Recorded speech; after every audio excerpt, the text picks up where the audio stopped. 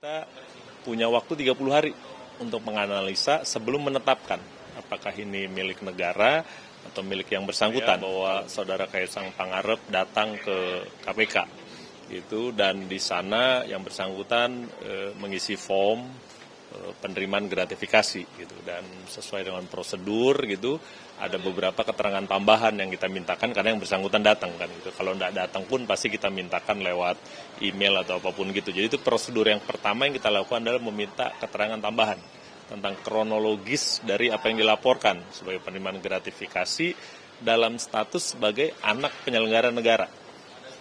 Sesudah kronologisnya kita dapat gitu, dan seperti biasa kita punya waktu 30 hari untuk menganalisa sebelum menetapkan apakah ini milik negara atau milik yang bersangkutan. Kalau milik negara maka dinilai gitu ya, fasilitas itu berapa nilainya dan nanti akan diganti dalam bentuk uang. Tapi kalau dibilang ini milik yang bersangkutan ya sudah gitu. Laporannya ya begitu saja gitu, bahwa ini ditetapkan sebagai milik yang bersangkutan. Di 30 hari paling lama kita akan tetapkan. Pak Ala, ini klaim dari Kaisang Pangarep kan ini merupakan inisiatif dari pihak Kaisang. Ya. Dari pihak KPK ada komunikasi sebelumnya dari internal untuk pemanggilan atau seperti apa? Kalau dari Kedeputian Pencegahan tidak ada. Jadi ini inisiatif yang bersangkutan menurut Kedeputian Pencegahan. Karena kita nggak pernah kirim surat untuk klarifikasi atau apapun itu. Pak, ini kan juga kita mencermati omongan KPK sebelumnya bahwa Mas Kaisang ini kan sebenarnya bukan pejabat negara, tetapi akhirnya pada akhirnya juga akan menunjukkan diri juga akhirnya ke KPK. Kalau dari KPK sendiri ini melihat implikasinya nanti ke undang-undang seperti apa? Kita bilang sih bagus aja gitu, karena ini untuk mengklarifikasi semua gitu ya. Artinya kan ada sebagian yang bilang, oh ini harus dipanggil klarifikasi karena ada diduga gitu, ada ini dan itu gitu. Dan yang bersangkutan juga kita bilang di sisi yang lain kan, oh dia bukan penyelenggara negara, kalau dipanggil apa juga gitu. Kalau yang bersangkutan tidak mau datang gimana juga, kira-kira gitu. Jadi kalau dari KPK ngelihat kedatangan yang bersangkutan ke KPK mengklarifikasi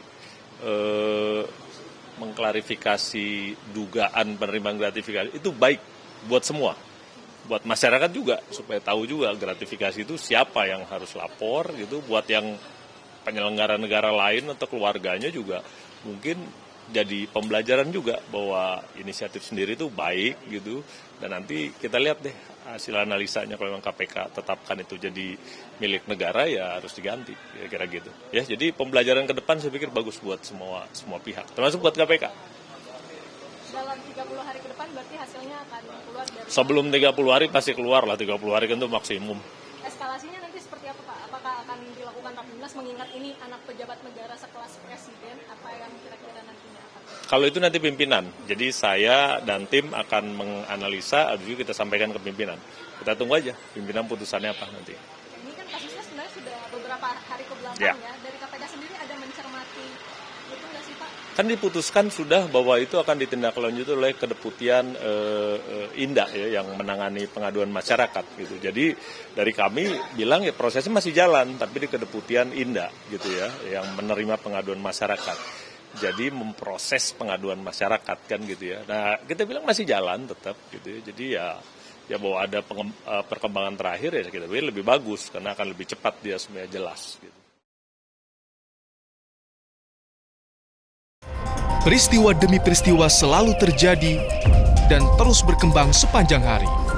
Saat Anda membutuhkan informasi dengan perkembangan berita mutakhir, jadikan kami mata dan telinga Anda untuk berbagai aktualita terkini.